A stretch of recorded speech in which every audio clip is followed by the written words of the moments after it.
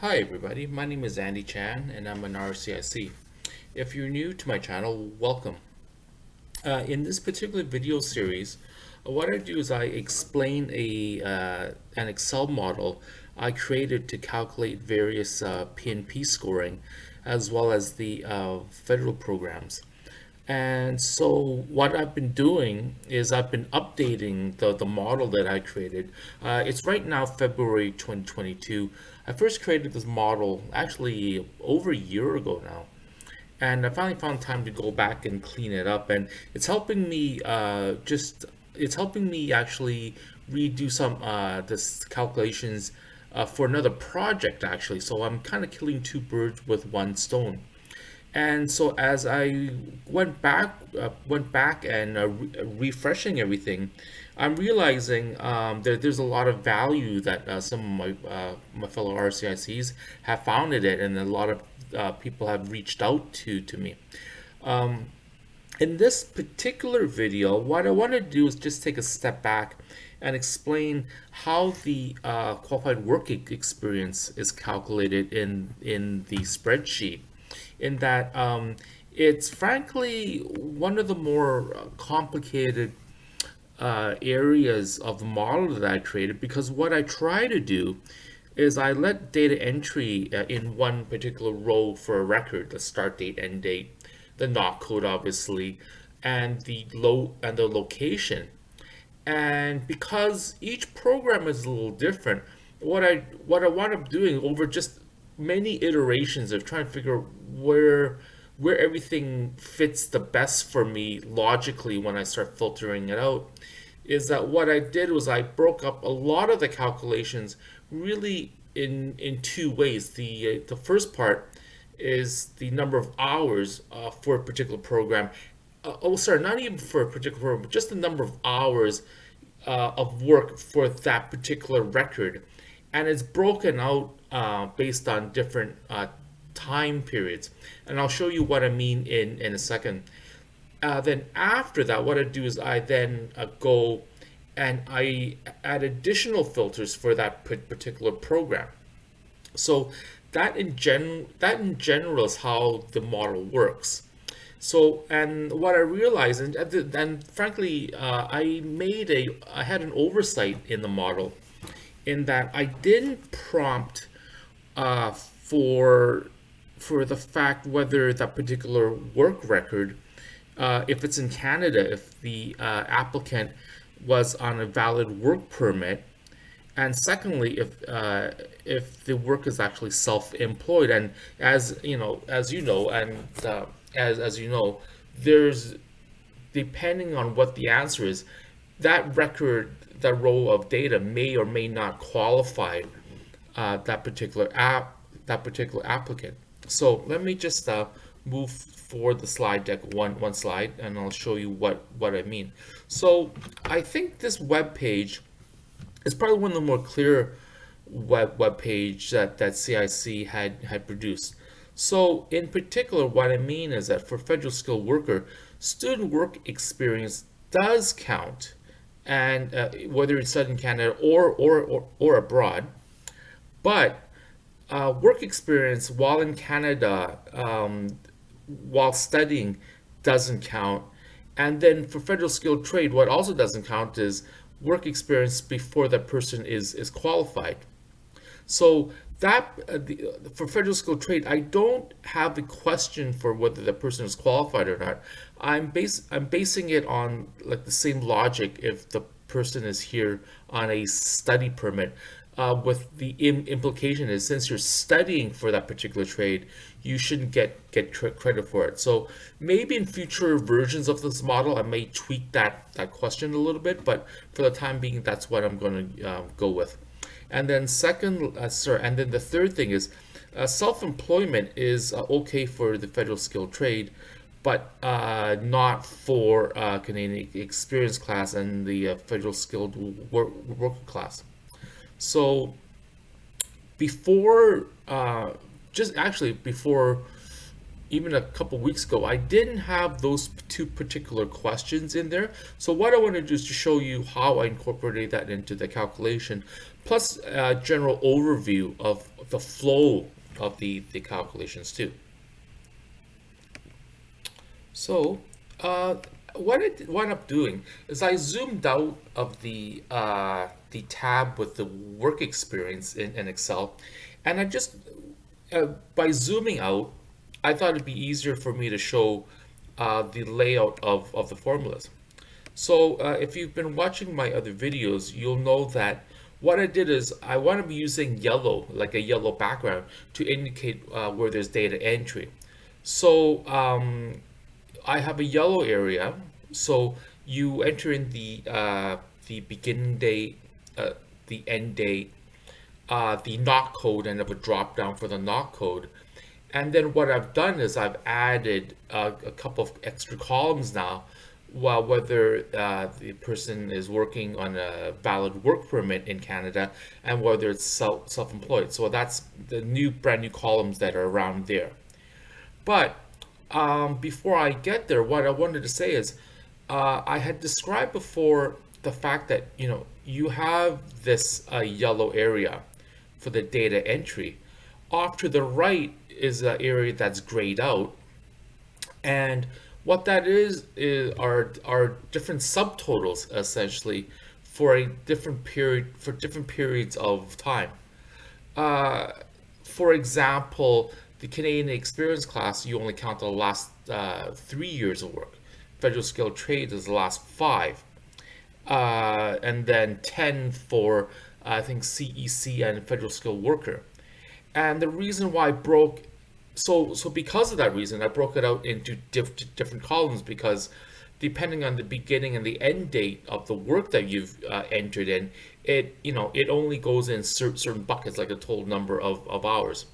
And I found when I had incorporated the other PNP programs, this type of layout helped me actually helped me make sure that I laid everything out in a clear, concise manner for myself, even as I was calculating everything out. Because I just mentioned 3, 5, and 10 years.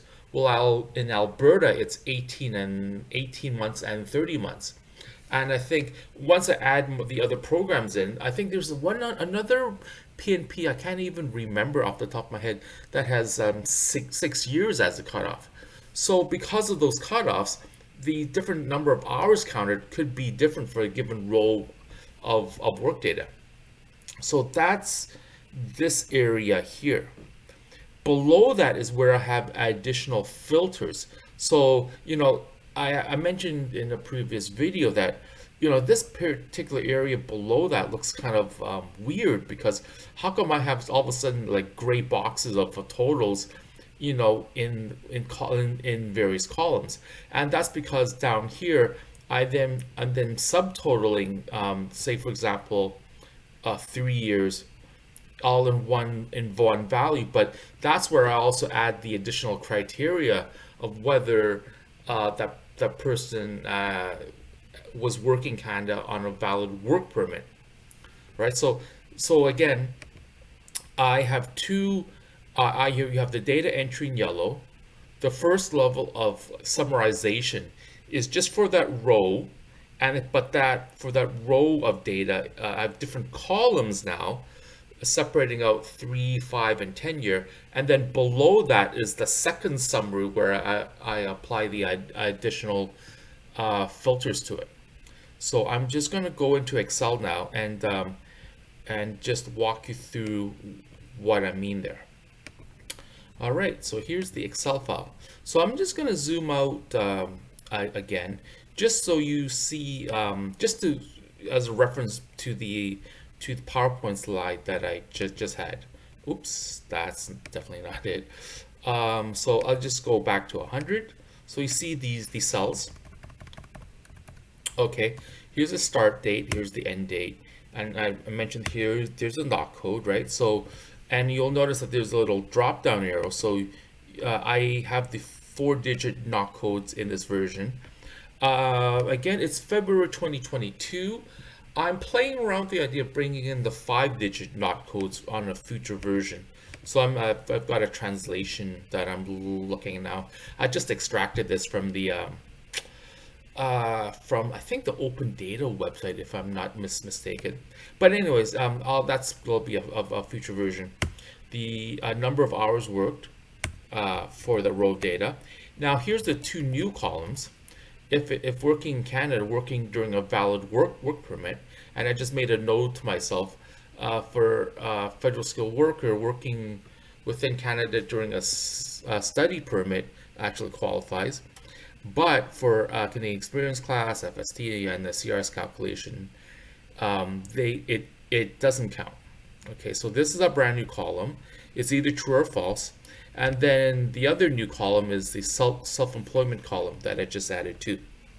Okay, so the data entry is in yellow. So over here, this is where I mean by, I guess, different aggregations. I'm trying to find the right terminology. So, for example, here, and this record is a very good example. So for this particular record, this applicant started in 2015 and ended his or her employment in 2019. Worked for 23 hours a week. But because for CEC, possibly, I'm only looking at the last 3 years, well, within this time period, this person only worked 555 hours. But if you're counting the last 5 years, it's 2,953 hours. And if you take the last 10 years, that's the total number. All right. So I was just playing around with the numbers earlier. So 23 is obviously part-time. So 30 for all programs in Canada is considered full-time.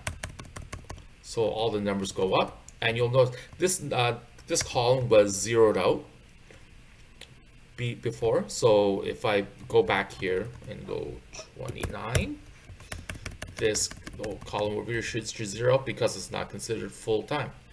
This special column over here I put in as an additional filter for Manitoba, for full-time for Manitoba, because I needed a special condition to only count work if it's 6 months of continuous work.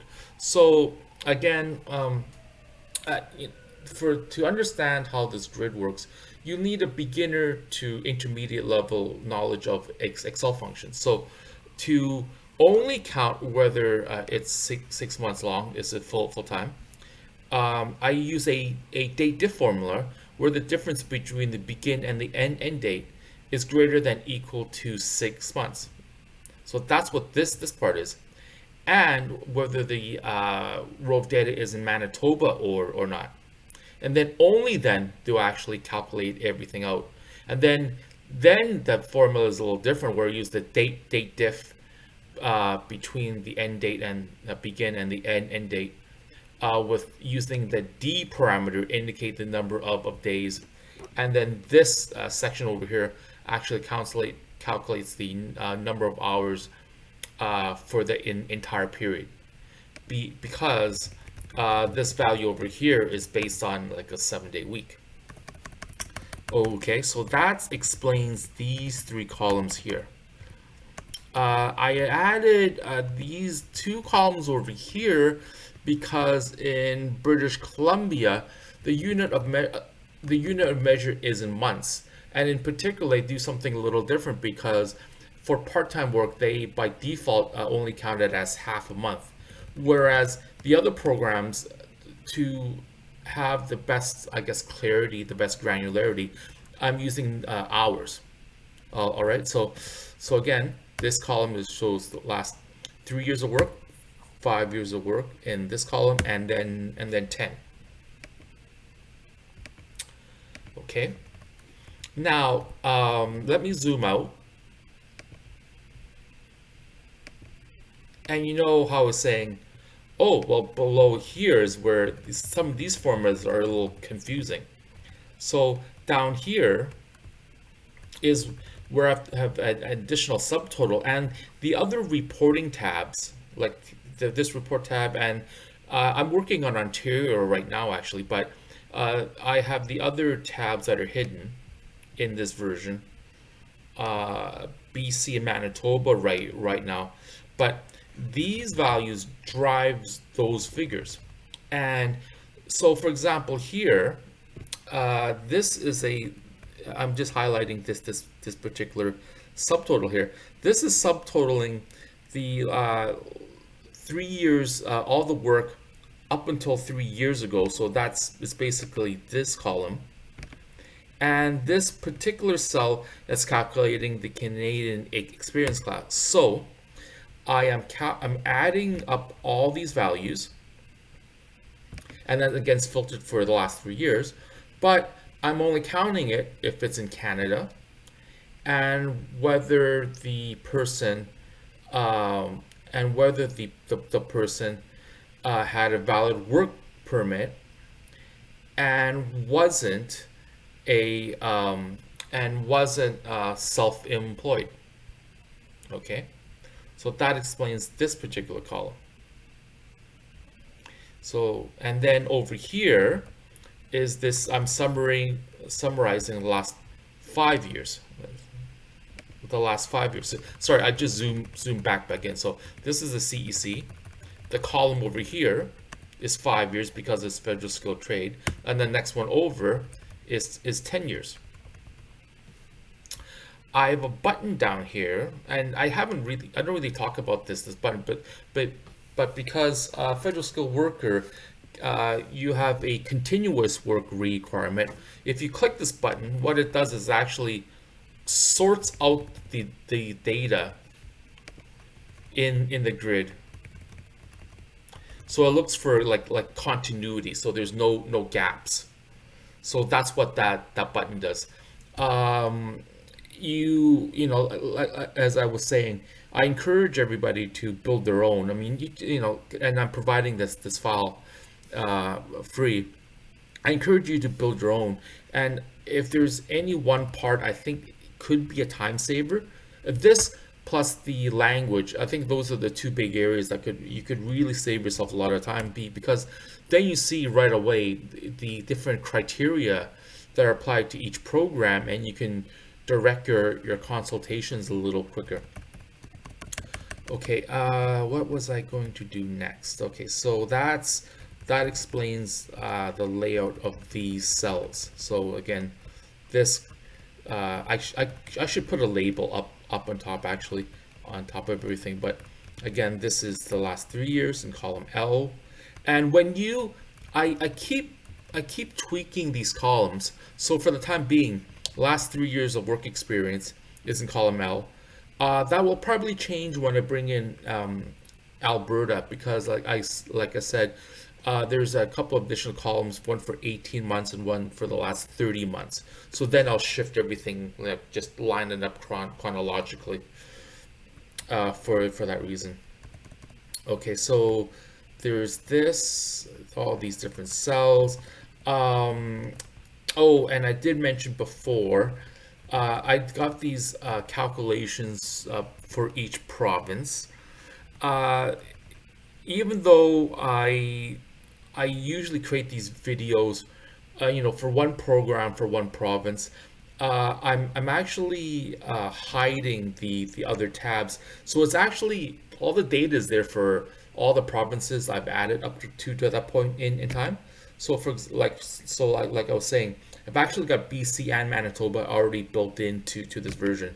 But for the time being, I just wanted to I'm just working on Ontario as I'm recording this video.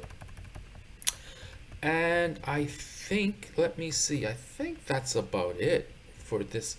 That's about all I want to really cover in this video. So yeah, I won't post a link up for this particular file. The last file doesn't have these last two columns that I've just added. It doesn't have these two columns that I've added, the self-employment and the valid work permit. So it's like I said, it's February 2022. As soon as I roll out the first Ontario version, make a video on that, then that version of the video will have these two columns there. Okay. So anyways, thank you very much for your time, and actually thanks for to all the people that have been giving me advice and asking me to maybe explain things a little maybe a little slower, because there's different levels of Excel knowledge too. I totally get it, and I've got the advantage of this is actually the set, I guess really the third version of this model I've built, and I'm actually recoding this on a Microsoft database actually. That's one of my little side projects. But anyways, I'm taking a lot of the calculations, my understanding of the calculations from this, and moving it to a different platform. So again, thank you very much for your time, and if you have any questions, please reach out to me. Thanks again. Bye.